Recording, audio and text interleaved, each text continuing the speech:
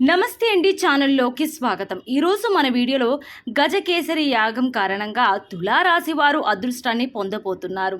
వీరు పొందబోయే ఈ యోగం కారణంగా ఈ రాశి వారు జీవితంలో ఎలాంటి ఫలితాలను పొందుతారు అనే విషయాలను మనం ఈ వీడియోలో తెలుసుకుందాం. అయితే అంతకంటే ముందుగా మీరు ఇప్పటి వరకు మన ఛానల్ని సబ్స్క్రైబ్ చేసుకోకపోతే సబ్స్క్రైబ్ చేసుకొని పక్కన ఉన్న బెల్ ఐకాన్ని క్లిక్ చేసి ఆల్ సెలెక్ట్ చేసుకున్నట్లయితే మేము అప్లోడ్ చేసే ప్రతి వీడియోను ముందుగా మీరు నోటిఫికేషన్ త్రూ అయితే చూడవచ్చు. తులారాశిలోకి చిత్తా నక్షత్రం 3-4 పాదాల్లో జన్మించిన వారు, అలాగే స్వాతి నక్షత్రం 4 పాదాల్లో జన్మించిన వారు మరియు విశాఖ నక్షత్రం 1, 2, 3 పాదాల్లో జన్మించిన వారు వస్తారు.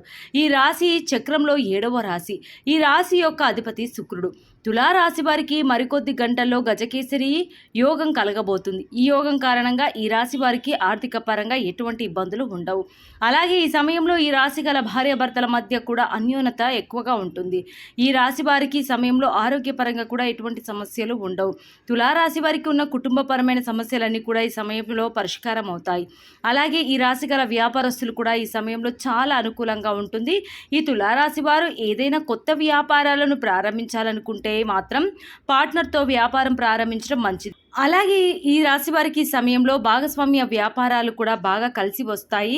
అలాగే ఈ రాశి గల ఉద్యోగస్తులకు మాత్రం ఈ సమయంలో ప్రతికూల ఫలితాలు ఎక్కువగా ఉంటాయి. అందువల్ల వీరికి ఈ సమయంలో రావాల్సిన ప్రమోషన్స్ రాకపోవచ్చు. తులారాశి గల విద్యార్థులకు ఈ సమయంలో చాలా అనుకూలంగా ఉంటుంది. ఈ రాశి గల రాజకీయ నాయకులు కూడా ఈ సమయంలో అనుకూలంగా ఉంటుంది. తులారాశి గల పారిశ్రామికవేత్తలకు కూడా అనుకూల ఫలితాలు ఎక్కువగా ఉన్నాయి. వీరికి ఈ సమయంలో కోర్టుపరమైన విషయాల్లో అనుకూల తీర్పు వస్తుంది. అలాగే తులారాశి గల ప్రేమికులకు మాత్రం ఈ సమయంలో ప్రతికూల ఫలితాలు ఎక్కువగా ఉంటాయి.